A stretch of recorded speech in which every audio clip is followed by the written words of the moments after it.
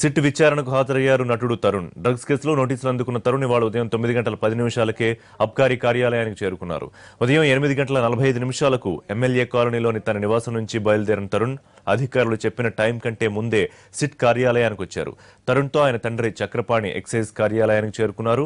Drugs తీసుకోవడంతో పాటు supply చేశాడనే ఆరోపణలపైన తరుణ్ను అధికారులు ప్రశ్నిస్తున్నారు. గతంలో తరుణ్ ఓ పబ్ నిర్వహించేవాడు. దానిలో డ్రగ్స్ దందా జరిగేదా అనే కోణంలోనూ ప్రశ్నించనున్నారు.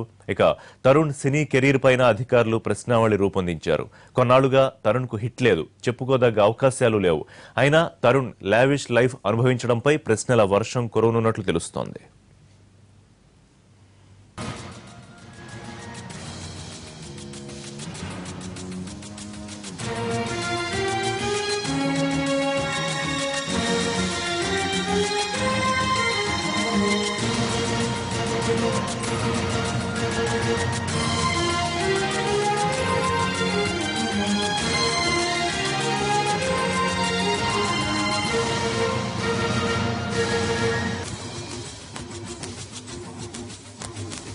తనకు డ్రగ్స్ తో ఎలాంటి సంబంధం లేదన్నారు తరుణ్. గతంలో ఓ పబ్లో పార్ట్నర్ గా ఉండేవాడినని, తర్వాత దాన్ని వదులుకున్నానన్నారు. విచారణ అనంతరం అన్ని విషయాలు చెబుతానని వెల్లడించాడు. విచారణకు సహకరిస్తానని, తన నిజాయితీని సిట్ ముందు నిరూపించుకుంటానని చెప్పాడు తరుణ్.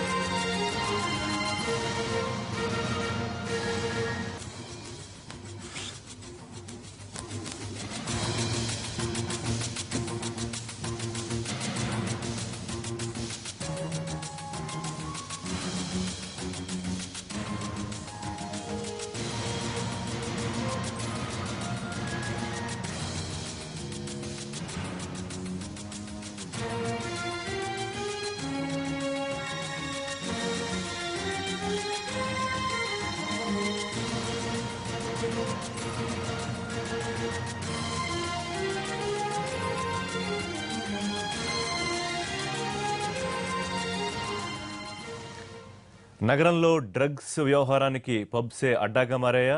ఏ పబ్స్ నుంచి డ్రగ్స్ సరఫరా అవుతున్నాయి, ఎక్కడ డ్రగ్స్ వినియోగం ఎక్కువగా జరుగుతోంది? దీనిపై సిట్ దృష్టి పెట్టింది. సమావేశానికి ఇవాళ హాజరు కావాలని 17 పబ్బులకు నోటీసులు జారీ చేశారు ఎన్ఫోర్స్మెంట్ డైరెక్టర్ అకున్ సబర్వాల్. పబ్బుల యాజమాన్యాలు, మేనేజర్లతో వాళ్ళు